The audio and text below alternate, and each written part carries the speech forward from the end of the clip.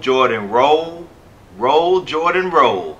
My soul will rise to heaven, Lord, to hear Jordan roll. This is the Negro Spiritual from the Academy Award winning movie, 12 Years a Slave, directed by Steve McQueen. Welcome to the Movie Brothers. My name is Kev. This is Ant. And if you are familiar with our fine work, then you know that we bring you nothing but the real on the real. And last week we had a tiny little wager going on over who could get the most Oscar picks correct. We based it off of 6 categories, the 6 major categories. Ant checked in with a sparkling record of 2 and 4, where I went 5 and 1. Okay, so Ant was on the losing end of this thing, so he has to dress up as Jules Winfield from Pulp Fiction. And not only did he determine that he wanted the loser to dress up as Jules Winfield, he wanted the loser to actually recite a line from the movie Pulp Fiction. That was your idea. Okay, yeah, that was my idea. Yeah. But at any rate, that's because I knew I was going to win. At any rate, we're going to bring you my boy, Anthony, dressed up as Jules Winfield, the character made famous by Samuel L. Jackson, delivering a line from the movie Pulp Fiction. I hope you guys enjoy. Y'all enjoy. Looks like me and Vincent caught you boys at breakfast. Sorry about that. What you having? Burgers. Hamburgers! The cornerstone of any nutritious breakfast. What kind of burgers? Cheeseburgers? No. Where'd you get them from? McDonald's, Wendy's, Jack in the Box? Where?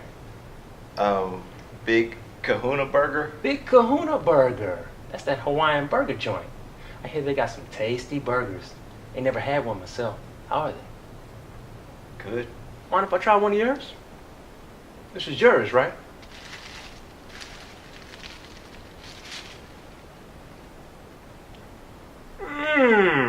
This is a tasty burger. Vincent, you ever had a Big Kahuna Burger? Want a bite? They're real tasty. Well, if you like burgers, give them a try sometime. Me, I can't usually get them because my girlfriend's a vegetarian, which pretty much makes me a vegetarian. But I do love a good burger. What's this? Sprite. Sprite? You mind if I have some of your tasty beverage so I can wash this down?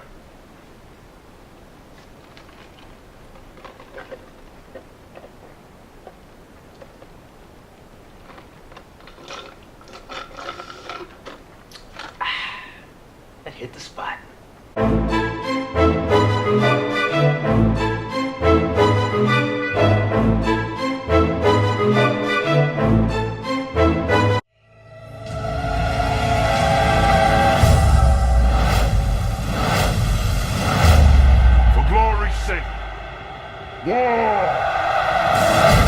Generals gathered in their masses. I will attack the Greeks with my entire navy. Just like witches at black masses. He has sold her soul to death himself. In the fields of bodies burning. She's known to bring all of hell with her. As the war machine keeps turning. We will dance across the backs of dead Greeks. You're no god. You're just a man. Choose your glory!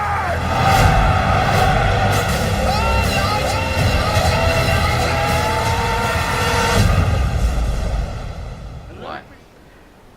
Okay, Ant, I've only got one thing to say about 300 Rise of an Empire. Okay. This is not Sparta! Man, Ant, I don't know how you felt about this, but, you know, in my estimation, the annals of Hollywood history. What'd you say? Well, in this movie's case, the anus of Hollywood history is littered with the carcasses of sequels that had no business being made whatsoever, that were made, like you would say, for no good reason. Yeah, All right. I mean, just For me, this movie was terrible. Straight up. Okay, this is a bad version of the first 300. The only differences here are, because I really enjoyed the first 300. This one's horrible, number one. And then number two, in the first one, all of the fight scenes are on land for the most part. In this one, they're all on the water.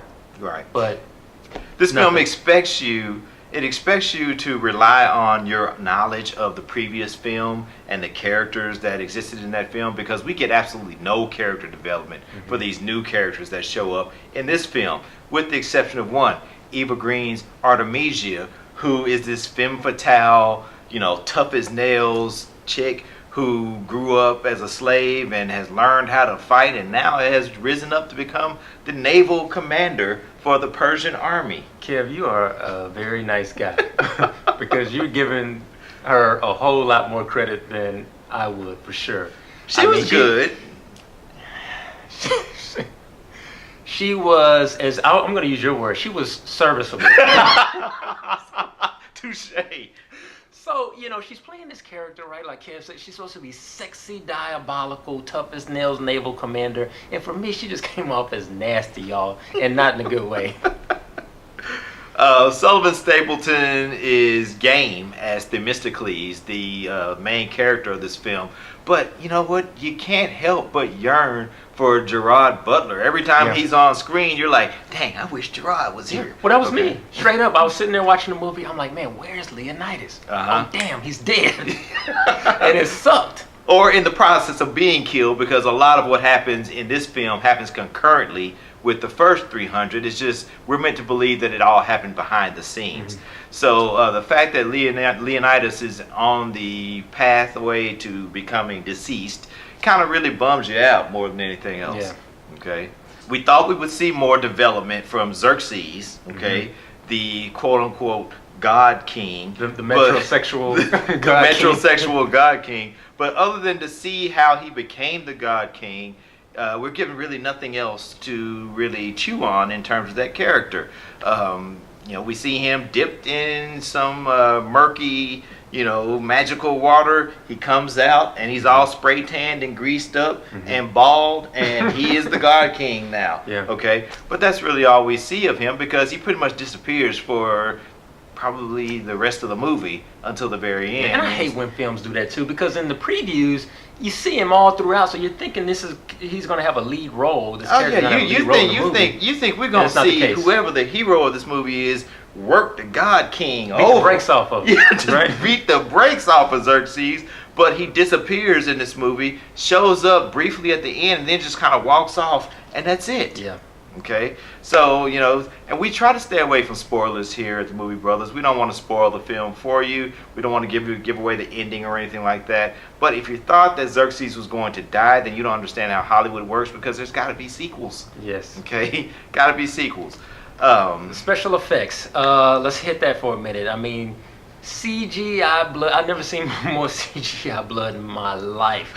They just totally abused the technology. I mean, it's 2014. This technology is here. All of these, techniques for doing special effects. That's wonderful. I love it. I love to see it. But be respectful. Well, of the see, technology. here's the thing. Zack Snyder started this whole thing with the first 300 a few years ago, and so now everybody wants to do the slow motion camera. Guys jumping in slow motion, swinging blades at one another, blood splattering all over the place. We've seen it over and over again. We've seen it spoofed. We've seen it satire. We've seen it in all different types. Ever since 300 came out, and I think at this point we're just kind of tired of seeing it. Yes. Can we throw some points on this thing, Kev? Let's throw some points on it, man. All right. For me, hey, I think you already know where I'm coming from. I mean, this movie was terrible. It was a hot mess. All right. The fight scenes were average at best, straight off the shelf. Except for the ending, you get a little bit of creativity in there, but it's too little, too late. What'd you say my word was for it? Serviceable. Too little, too late. And, the only 300 I have for this movie is 300 lashes for the producers that put this thing together. I give this movie a 5 out of 10. Y'all, please save your money and put it somewhere else, but not on this film. You know what? And I'm not too far off from where Andy is on this thing right now. I would give this film a 6 out of 10. To use Ant's terminology, this movie in a lot of ways was just bad for no good reason.